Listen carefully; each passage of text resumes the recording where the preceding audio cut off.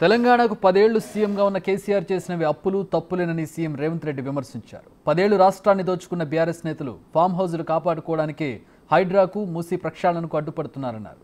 మూసీ పరివాహక ప్రాంతంలో ఉంటున్న పేదల కష్టం తనకు తెలుసని సీఎం రేవంత్ రెడ్డి వెల్లడించారు. సోషల్ మీడియాలో వస్తున్న వీడియోలు చూస్తుంటే తనకు బాధగానే ఉందని చెప్పారు. కానీ హైదరాబాద్ బాగు కోసం ఎవరో ఒకరు నడుం కట్టాల్సిందేనని, అందుకే తాను మూసీ ప్రక్షాళనకు శ్రీకారం చుట్టారని తెలిపారు. పేదలకు ఏం చేయాలో ప్రతిపక్షాలు సలహాలు సూచనలు చేస్తే తాము స్వీకరిస్తామని సీఎం రేవంత్ స్పష్టం చేశారు.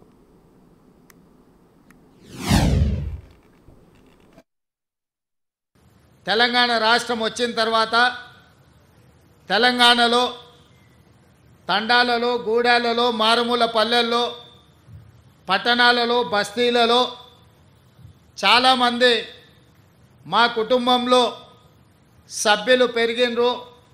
వాళ్ళకి రేషన్ కార్డు కావాలి, రేషన్ కార్డు ఉంటేనే ప్రభుత్వ సంక్షేమ పథకం వస్తుంది అని చెప్పి 10 సంవత్సరాలు చెప్పులు అరిగేలా ప్రభుత్వ కార్యాలయాలు చుట్టూ తిరిగి వేసారి గత ప్రభుత్వం చంద్రశేఖరరావు గారి కుటుంబం ఉంటే మా కుటుంబానికి రేషన్ కార్డు రాదు అన్న ఆలోచనతోటి మీరు వాళ్ళను ఓడించి కాంగ్రెస్ పార్టీని, ఇందిరమ్మ రాజ్యాన్ని అధికారంలోకి తీసుకొచ్చింది.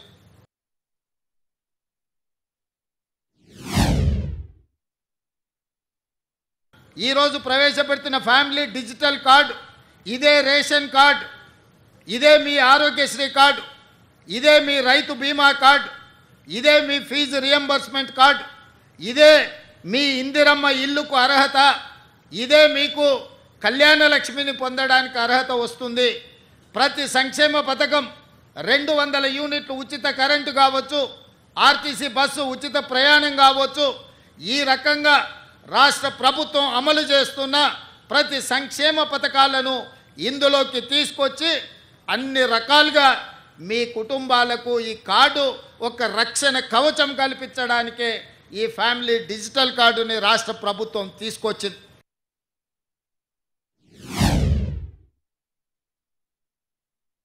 ఇవాళ పేదలకు అన్యాయమైందని ఏడుస్తున్నారు కదా. ఈ తెలంగాణ రాష్ట్రాన్ని దోసుకున్న నిధులు మీ పార్టీ ఖాతాలో 1500 కోట్లు ఉన్నాయి. ఒక 500 కోట్లు తీసి ఆ మూసీలో మునిగిపోయిన వాళ్ళకి పంచిపెట్టండి. మీకు అధికారంలోకి రాకంటే ముందు తొడుక్కోవడానికి చెప్పులు కూడా లేవు కదా. ఈరోజు 1500 కోట్ల రూపాయలు మీ పార్టీ ఖాతాలో ఉన్నాయి. అది ఎవరి సొమ్ము? తెలంగాణ ప్రజల సొమ్ము కాదా?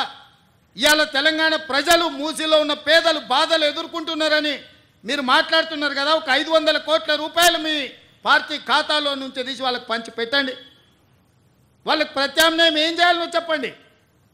ఈరోజు ఈ ప్రభుత్వం సిద్ధంగా ఉంది వినడానికి.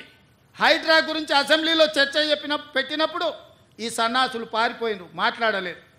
హైడ్రా మీద అసెంబ్లీలో చర్చ జరగలేదా? ఆ రోజు మీరు సూచన చేసి ఉంటే ఈరోజు మీరు అడ్డగోలుగా మాట్లాడాల్సిన అవకాశమే లేకపోతుండే కదా.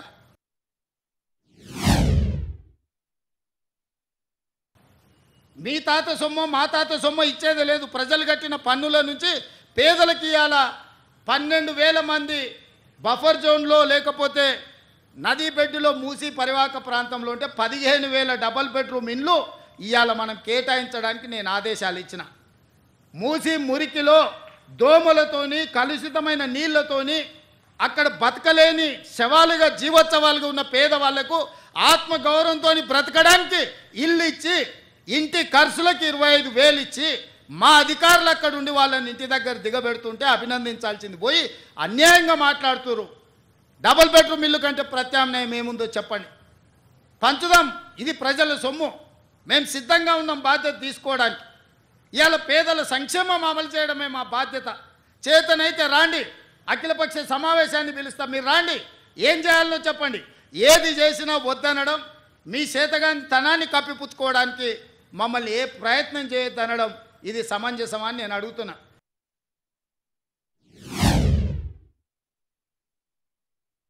ఇవాళ ఇన్ని మాట్లాడుతున్న కేటీఆర్, జన్వాడలో నీకున్న ఫామ్ హౌస్ అక్రమ నిర్మాణం కాదా? అది కూలగొట్టాలనా వద్దా నువ్వు చెప్పు. హరీష్ రావు అజీజ్ నగర్లో నీకున్న ఫామ్ హౌస్ అక్రమమా కాదా? దాన్ని కూలగొట్టాలనా వద్దా చెప్పు.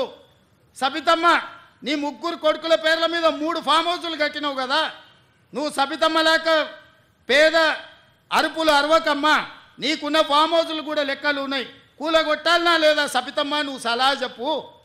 మీకు వెనకంగా ఉన్న కేవీపీ రామచంద్రరావులై కూలగొట్టాలనా వద్దా చెప్పు.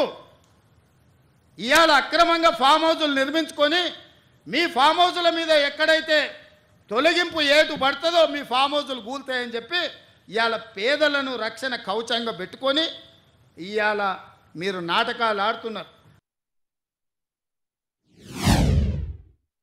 ఇవాళ మూసీలో వచ్చిన వరదలు తెలంగాణ రాష్ట్రాన్ని, హైదరాబాద్ నగరాన్ని ముంచేస్తలేవా?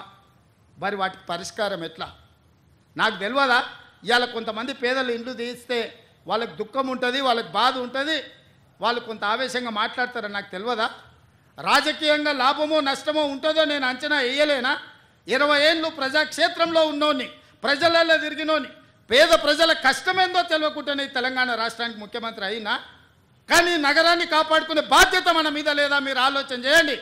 ఇవాళ హైదరాబాద్ నగరానికి తాగునీరుని అందించిన ఉస్మాన్ సాగర్, హిమాయత్ సాగర్లో బల్చినోళ్ళు, బల్చి కొట్టుకుంటున్నోళ్ళు ఫామ్ హౌసులు కట్టుకొని వాళ్ళ డ్రైనేజ్ తీసుకెళ్ళి ఆ గండిపేటలో, హిమాయత్ సాగర్లు, ఉస్మాన్ సాగర్లో కలిపితే వాళ్ళ డ్రైనేజ్ నీళ్లు హైదరాబాదు నగరం తాగాలనంట. ఇవాళ ఆ ఫామ్ హౌస్ చుట్టూతో కట్టుకున్న ఇల్లు ఎవరివి? కేటీఆర్కు లేదా? హరీష్కు లేదా? కేవీపీ రామచంద్రరావుకు లేవా? చుట్టూతా మీరు కట్టుకున్న ఇండ్ల డ్రైనేజ్ హైదరాబాదు ప్రజలు తాగునీళ్ళలో కలిపి మా ఇల్లు కూలగొట్టొద్దు కాబట్టి ముసుగు దొడకడానికి మూసి కావాల్సి వచ్చిందా మీకు? మూసి పేదలకు ఏం చేద్దామో చెప్పండి. ప్రతి పేదవాడికి మంచి కాలనీలు చేసి ఇల్లు కట్టిద్దామా? కట్టిద్దాం చెప్పండి. ప్రభుత్వం దగ్గర భూములు లేవా? ప్రభుత్వం ఏమైనా గొడ్డుపోయిందా? జవహర్ నగర్లో 1000 ఎకరాలు ఉంది ప్రభుత్వాన్ని. మూసీలు ఉన్న పేదోళ్ళందరికీ తలా 150 గజాలు చేసి ఇచ్చి ఇందిరమ్మ ఇల్లు కట్టిద్దాం. రాండి సన్నాసులారా, ముందుకు రాండి, పేదోళ్ళు కట్టిద్దాం. ఎవరైతే నమ్మి మోసపోయి కట్టుకున్నారో వాళ్ళ ఇల్లు కట్టడానికి ఎంతైందో నష్టపరిహారం ఇద్దాం, ప్రభుత్వం ఖజానా నుంచి పంచుదాం. రాండి, అందరం కూర్చొని పంచుదాం ఒకటే వేదిక మీద. ఇవాళ ఈ ప్రాంతంలో ఎంపీ ఆయన మాట్లాడుతుండు. ఇక ఆయన గురించి నేను ఎక్కువ మాట్లాడదలుచుకోలే, కానీ ఆయనకు బాధ్యత లేదా? ఎంపీకి గెలిచినావు కదా, మోడీ దగ్గర నుంచి ఏం తెస్తావు తీసుకురా. గుజరాత్లో అహ్మదాబాద్లో సబర్మతి రివర్ ఫ్రంట్ నరేంద్ర మోడీ కట్టుకోవచ్చు అంట, కానీ నరేంద్ర మోడీకి ఊడిగం చేస్తాడంటేనే కానీ మూసీ రివర్ ఫ్రంట్ మాత్రం తెలంగాణలో కట్టొద్దంట. ఏం న్యాయమా ఇది? ఇక్కడ ఉన్న ప్రజలే కాదు, నువ్వు కూడా బతకనీకి వచ్చినోనివే. నువ్వు బతకనీకి వచ్చినావు, ఓట్లు వేయించుకున్నావు, ఎంపీ అయినావు, కానీ వాళ్ళు మాత్రం మూసీలు అదే మురికి కూపంలో ఉండాలనా? రాజేందర్ గారు, మోడీ దగ్గరికి వెళ్ళి ఏం తెద్దామో రాపోదాం. నాకేం బేసిజా లేవు. రాజేందర్ గారు రండి సచివాలయానికి, ఏ ప్రతిపాదన తెస్తారో తీసుకురండి. కేటీఆర్ హరీష్ రావు మొదటి రోజు మాట్లాడతారు, తెల్లారా జిరాక్స్ కాపీ తీసుకొని ఈటెల రాజేందర్ మాట్లాడతారు. ఏందా ఈ భాగవతం? ఏమనికి అర్థమైతే లేదా? 10 ఏళ్ళు వాళ్ళతో మంత్రుండి నువ్వేం వెలుగబెట్టినో తెలంగాణ సమాజం గమనిస్తలేదా? గౌరవం పెట్టుకోండి రాజేందర్ గారు. మీరు మిమ్మల్ని గౌరవించాలనే మేము అనుకుంటున్నాం, కానీ మీరు ఆ గౌరవం నిలబెట్టుకునే పరిస్థితి లేదు. మీరు పార్టీ మారినరు, వేరే పార్టీ ఎంపీ అయినరు, కానీ పాత వాసన మాత్రం మీకు పోతలేదు. ఆ గత్తర వాసన అట్లనే మీతో కొడుతుంది, గత్తు వాసన. ఒక మంచి కార్యక్రమం చేయాలని ముందుకు వస్తున్నాం. దీన్ని ఏ విధంగా ముందుకు తీసుకెళ్తామో మీరు సలహా సూచనలు చేయండి. అంతే తప్ప కిరాయి మూకలు నెంబడేసుకొని మేము అడ్డగోలుగా మాట్లాడతాం, మేము అడ్డుకుంటామంటే ప్రతి ఒక్కడు బుల్డోజర్ నా మీద నుంచి పోవాలి, బుల్డోజర్ నా మీద నుంచి పోవాలంట.